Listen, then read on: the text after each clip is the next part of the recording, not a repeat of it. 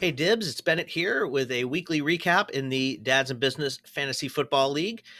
Back after a bye week last week for Week 9 update. The Killer Bees are still winless on the season. We'll get to the standings and the scores in just a minute. But first, I want to make a shameless plug for the uh, Bowling for Books event that I posted about a few days ago. This is a fun event that I'm actually co hosting with my daughter, Jillian. It's in conjunction with a book drive that I've been running through the Rotary Club for many years. But this is an actual event where you can join as a bowler, preferably bring your whole family as a team. For $20, you get to bowl for a couple hours, you get a game of mini golf, and you get to contribute to a great cause where we're donating all the proceeds and all the donated books to underserved children throughout the greater Hartford area. So you can donate books, you can donate money, but most importantly, you can join as a bowler or as a team of bowlers Sunday, December 15th. I'll put the link up on the page somewhere, or I believe the QR code will be right behind me once I do this in post production. And I hope you can make it. It's going to be a fun event. I need everyone's help to sell this thing out. I want 120 bowlers. I want every bowler, every lane filled with bowlers so we can have lots of fun and raise lots of money. Okay, so let's quickly go to the scores. We had a lot of high scoring games this week. We had a couple close games, nothing that came down to Monday night. But we'll start with Go Bijan Go, who squeaks out a win against Only Idiots Pay for College. You'll see in a minute that there's a lot of 5-4 teams, a lot of kind of people in the middle, mostly because they're beating up on me, the lowly 0-9 Killer Bees. But they get the 112-105 win. Nice even scoring all the way around. Nix, Bijan Robinson, and Kate Otten were the big ones. So again, nothing too spectacular, but does get a little bit of help from everybody. Could have used Only Idiots Pay for College. Could have used a net gain of 7 points from Aaron Johnson had they put him in instead of Rashawn Johnson. So Aaron Jones instead of Rashawn Johnson. So that would have gotten the tie. Not an extreme bench player award winner for the week because, it's 7 points, but that definitely would have done the trick there. So Go Bijan Go goes to 5-4. We've got Judgment Day beating Mahomes. Mahomes are struggling a little bit here.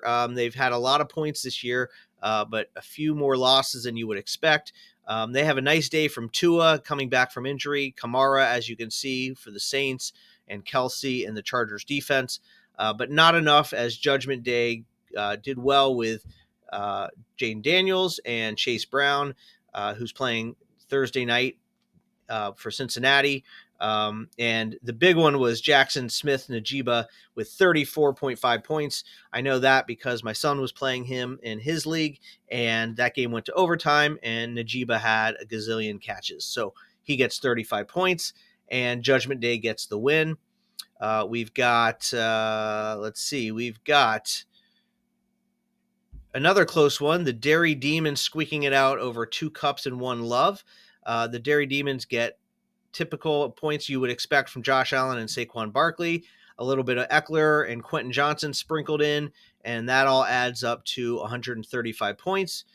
2 cups and 1 love, nothing, not too shabby with 130. Would have beaten most of the teams had they played them. You get a lot of points from Garrett Wilson and the Jets winning last Thursday. Cooper Kupp is back with his points, and Jahmyr Gibbs, Joe Mixon kind of doing their thing. Would have liked to have seen some more points out of Jordan Love, but still great point total even in the loss, and Dairy Demons gets the win. We have Gritty Dancer, who is leading the league record-wise, the only one that's at 7-2. They get 20 points from Baker Mayfield, and even on the bench, 26 points from Mahomes. So 2 great quarterbacks. You can only start one. They get points from Derrick Henry, and Cortland Sutton had a good day as well. So that's a nice 126 points over the Cash Flow Crusaders, who are struggling at 3-6. Only 13 points from Dak Prescott in an ugly loss, even though he did get a garbage touchdown at the end. He's now hurt, so let's see. So it looks like Trevor Lawrence is going to be the man for the Cash Flow Crusaders. So if anybody has a quarterback to trade, you might want to reach out to Cashflow Crusaders and maybe you can get some of his other skill positions because Prescott, I believe, is out for at least 4 weeks. So a nice win for Gritty Dancer. Again, they're leading the league. We'll get to the standings in just a few minutes. Finally, or we have 2 more games. We have not ChatGPT with an excellent point total as well. Again, lots of high scoring fantasy games in our league this week, which is good. Very tough in a 12-man league. Again, Jalen Hurts doing well. J.K. Dobbins has been good. Hopkins with a new team. I mean, that's a great pickup. I'm not sure when not ChatGPT picked up DeAndre Hopkins, but that's going to be a great pickup as the season goes on. So, especially now he's got the Hall of Fame or the I guess eventual Hall of Famer. I just meant all-star quarterback, 3-time Super Bowl winner Patrick Mahomes throwing to him. So even mediocre receivers do well with Patrick Mahomes. So you've got Hopkins, a former Pro Bowler. So they get 132 points. The Weird Emoji team, even though they are 6-3, they had a dud of a week with only 90 points. You can see a couple decent points from Ramondre Stevenson and Tony Pollard, but not much else. Only 90 points. So tough loss for the Weird Emoji team, but they are 6-3, so they're doing pretty good record-wise. And last and certainly least, we have the End Zone Esquires defeating the Killer Bees 130 to 91-5. Killer Bees still looking for their first win. And other than Lamar Jackson, who's been steady all year, Ray Davis gets 18 points out of nowhere. That was a nice surprise. But with Najee Harris on a bye, had to throw in this guy, Blake Corum, wasn't expecting anything. He gets no points. Very disappointed by Puka because he's back, had some catches the week before.